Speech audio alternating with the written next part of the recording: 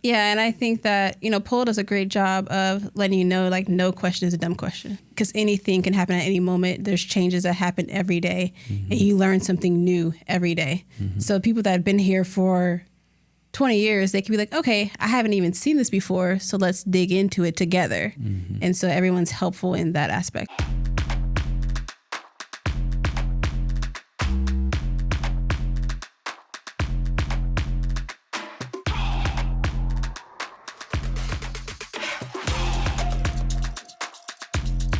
Thank you all for tuning into the podcast. Today we have Ebony White with us, our sales operation manager, our walking institutional knowledge, our fire putter outer, the trainer of everybody in our department, up, sideways, down.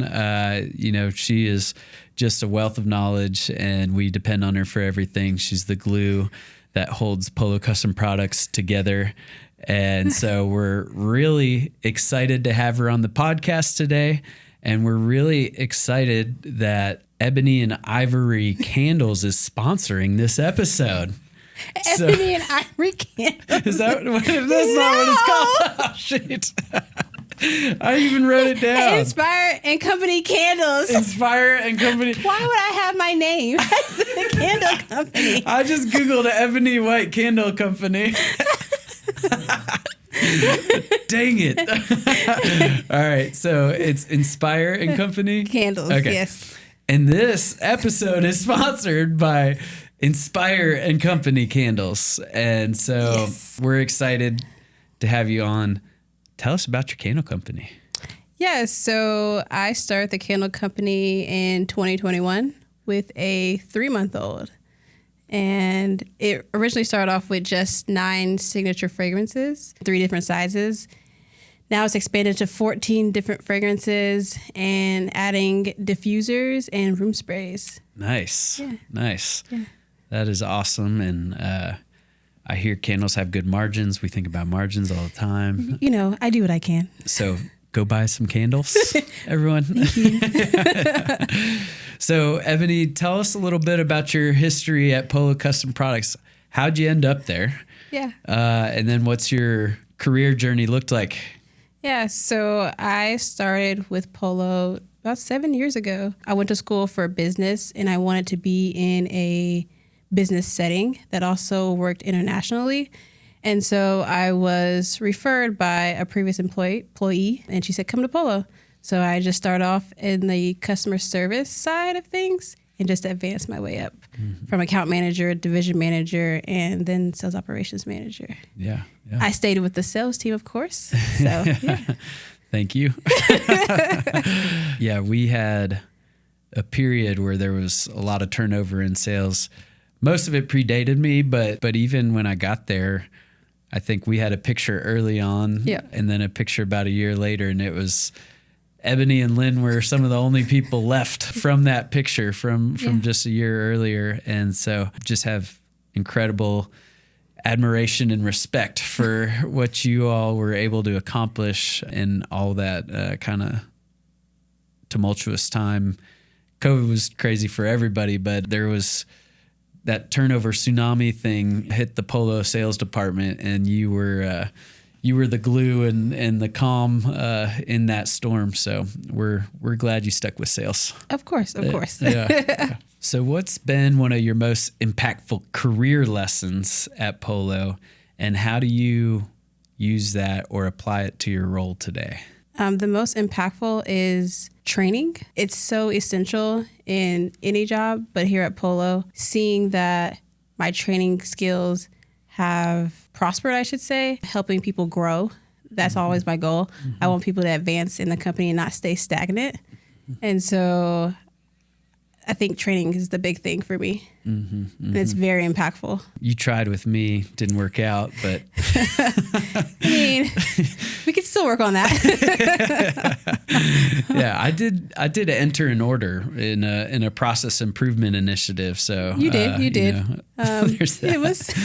I just talk to you when I need things through our system, and so. But you have done so much with our processes, with our work instructions, and and really training a lot of different people in the roles that they're in. Yeah, for me, when I started, as a customer account specialist, I advanced within a year to become an account manager. And in that time frame, they noticed how good I was training people as well. So then that added on to my workload, in which I loved it. It was something that I was used to. I just knew my strengths. And so I was like, okay, I'll continue on. And then that's when I beat in the division manager role. I was still training. And then I was like, okay, well, this is getting a little too much. So I was like, let me just know my strength and know when to say, can I just fully take this on and then help advance everyone else? We run into issues sometimes outside of our control. Often you manage a lot of different competing priorities. How do you go about that in this role where, you also manage a team that has several different issues and multiple priorities as, a tight deadline, custom manufacturer with ever-changing needs from our customers? I think it's the skill set. Time management is a big thing. I try to manage my time and also give my time to my team. And having the organizational skills that I possess, I'm able to decipher what's priority and what's not. I think those two things, but also utilizing the tools that we have, the ERP system, Excel, Microsoft Office, those top three that help assist in my job duties and help streamline things that could also be manual labor. There's sometimes a resin changes or a supplier discontinues a certain line. And so we have all of these constraints. Custom manufacturing is hard. It's hard to build one product, yet alone hundreds of products. Yeah. And then we have customers sometimes that pull orders in or try to get more volume than they initially requested and in the same time frame. And so how do you train your team to handle some of those different changes that really in a time that's been more chaotic than ever in history? To me, I tell them to lean on their internal team. So it's not just sales on we must do this. It's making sure that everyone's on board. You get the buy-in from our internal team. So that is supply chain. That is, our scheduling team. Because if there's misalignment, then everything goes in chaos. And so I want to ensure that they lean on not just us and the sales team, but also the internal team. Part of the gig is just figuring out who to go to for what. Yes. So and when. Early on, I created a cheat sheet and gave it to the team on who's the head of which department and who is the go-to when you have these, questions that you're unsure of. And so that kind of helped, people understand okay, this is who I go to when, an RMA, this is who I go to when there's an issue with raw materials. So it's just knowing who to speak with and not be scared to ask for help. Because some people are, afraid of asking for help, even though it has to get done. Sure. Especially if you're new to manufacturing. You don't want to sound like an idiot. Yeah. And so, it's really valuable coaching and takes a little bit of initiative to reach out and get things going with those teams. Yeah, and I think that, Polo does a great job of letting you know, no question is a dumb question. Because anything can happen at any moment. There's changes that happen every day, and you learn something new every day. So people that have been here for 20 years, they can be like, okay, I haven't even seen this before, so let's dig into it together.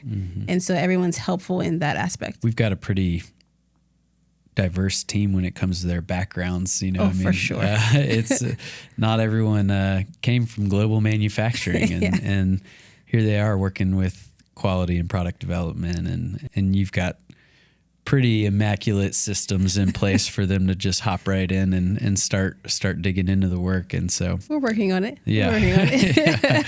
Always a work in progress, for sure. When it comes to our product development team, I've noticed that you are in meetings with them pretty regularly around doing just what we were talking about, streamlining processes, maybe changing the way we put in opportunities into our system, working with our system. And can you tell us a little bit more about how you've worked to make our development process more efficient in collaboration with our product development team? Before we used to, when it comes to opportunities, we used to get the information from the customer, write it on a form, also enter it into the ERP system, and then send it to product development.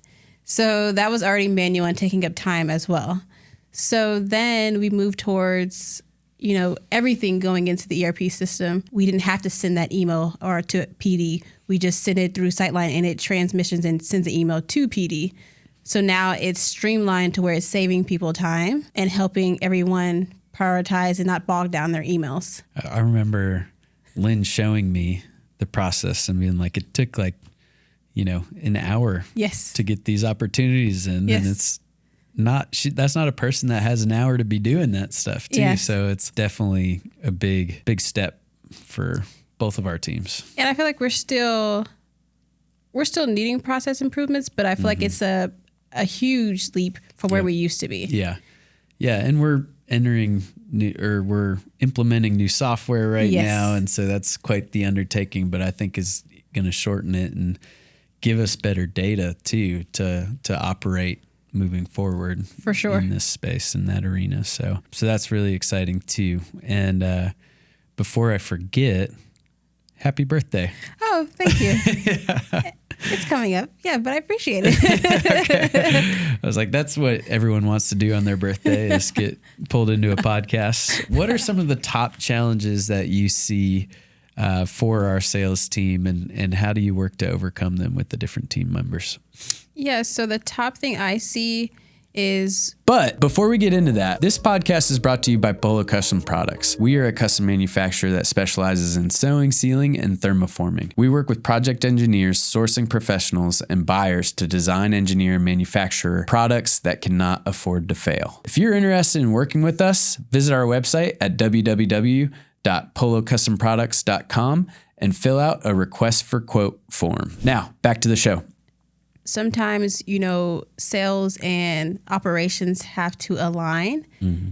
For example, when a customer wants to pull in an order, we can't just say, okay, we can do that. We have to speak with... We like to say that. We want to, but we want to say that all the time. And realistically, we can't because, sales wants to help the customer while operations wants to make sure it's efficient and that we don't, lose money or, the labor standard stays the same or, gets better. Mm-hmm. So I think that the challenges are just making sure everyone's on the same page, right. And also satisfying the customer because that's really the end goal. Mm-hmm. And so to, help, solve that, I would say having consistent meetings with, operations and sales, making sure everyone's on the same page. If no one's on the same page, then it creates chaos. Definitely. Can't just throw people that have never made something onto a line and ask them to do it. You can. Yeah, it's not going to make money. No. It's not going to be efficient and it might have some quality issues, but you can.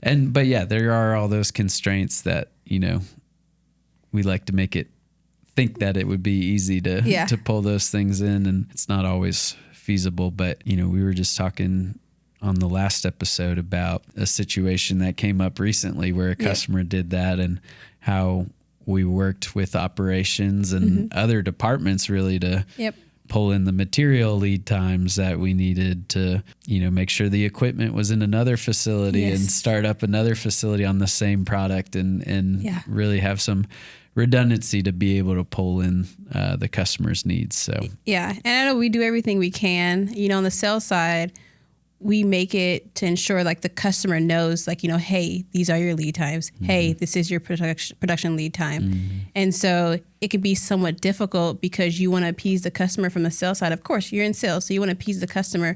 But also from my standpoint, I look at it from both lenses because operations, I'm making sure like, the standards and labor standards and the production is efficient, but also I want to appease the customer as well. So there has to be a middle ground. Yeah, I know when we get down to plants, sometimes the feedback is,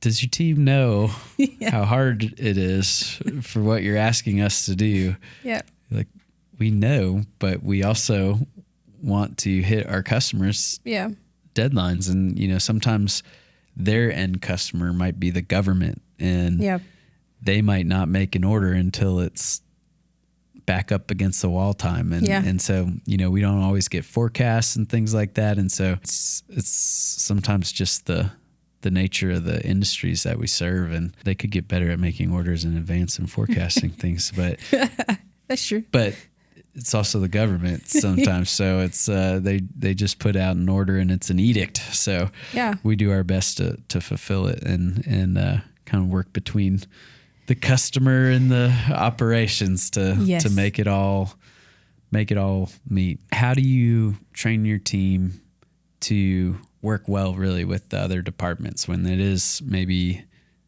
material lead times issue? Maybe there's a labor constraint or machinery constraint, or maybe there's a quality issue or changing timelines with our customers. How do you train the team to collaborate amongst lots of, kind of the customer's needs amongst all those different departments?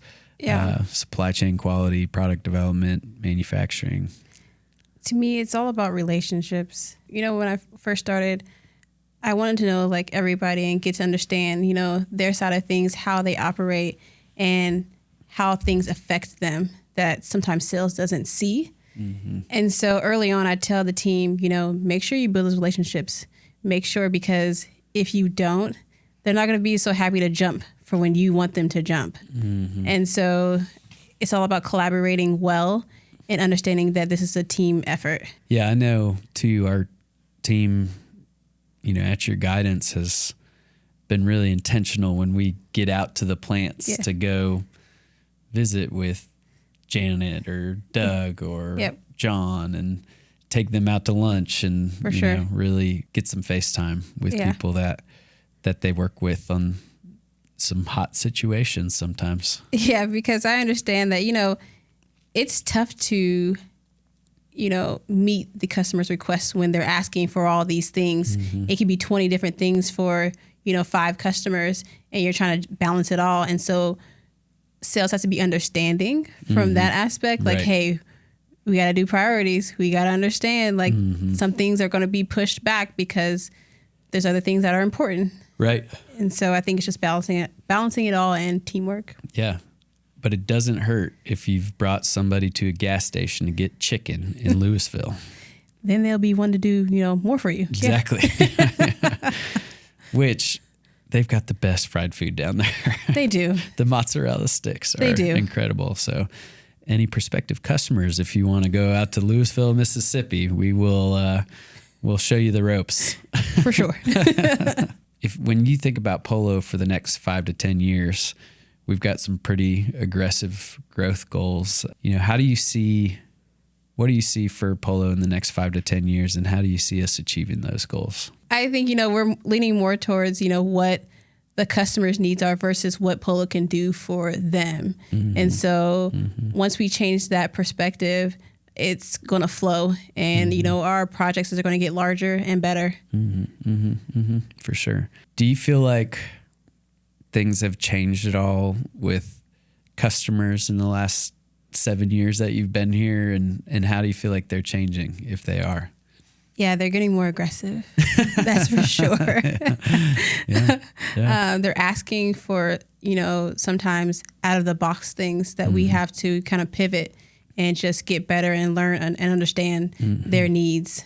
Because I wouldn't say like it's a one-off. I think it's a continuous thing that most customers are doing nowadays, increasing, their terms, doing all those things like, hey, we need these quotes within a week turnaround, So it's just that Polo has to pivot just more quickly than what we used to do.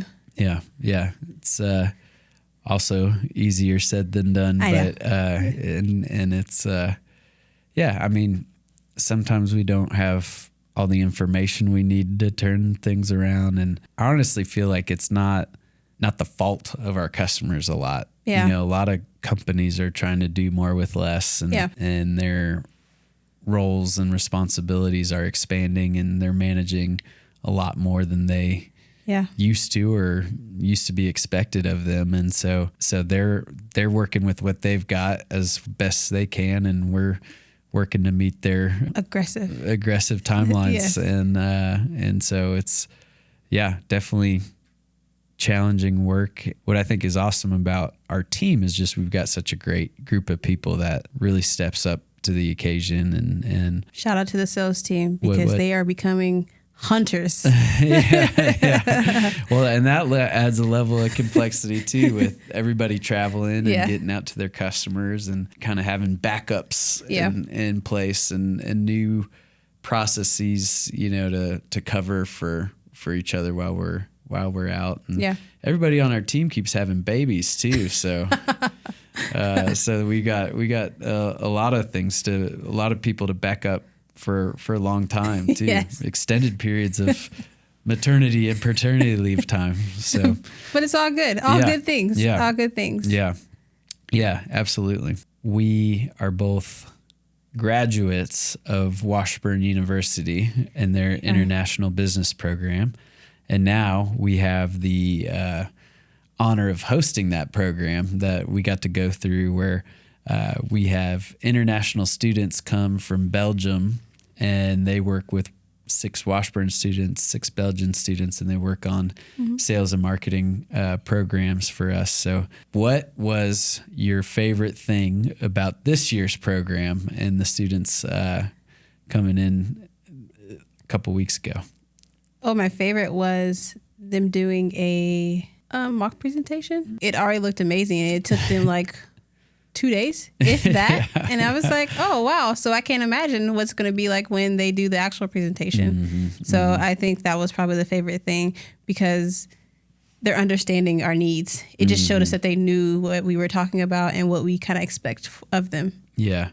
Yeah. It's cool for them to really grasp. Maybe it's part of the program and we're reinforcing it enough, or they're now hearing it from our customers directly, that the fluffy marketing stuff really isn't what our customers are interested in. And it's, for sure, they're worried about cost. Yep.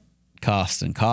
I mean, they definitely have their quality needs and specs. And one of our customers did a good job of explaining cost versus price. Oh, yeah. Which I thought was interesting. And she was talking about a manufacturer that went with only price, lowest price, and tried to squeeze the necks of their suppliers basically to get it down to the lowest price.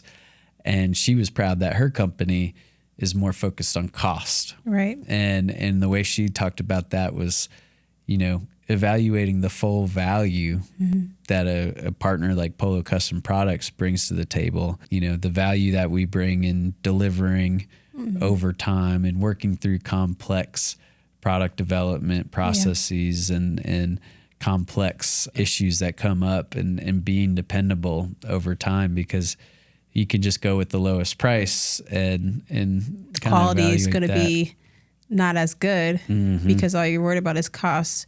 So I think, a lot of customers aren't really mindful of that because they want the cheapest cost for everything. Then you are hurting your quality, your, customer service. Right. Yeah. And I think it's easy for customers to look at price and say, why wouldn't we just shift all of this volume to this supplier that's a little bit cheaper? And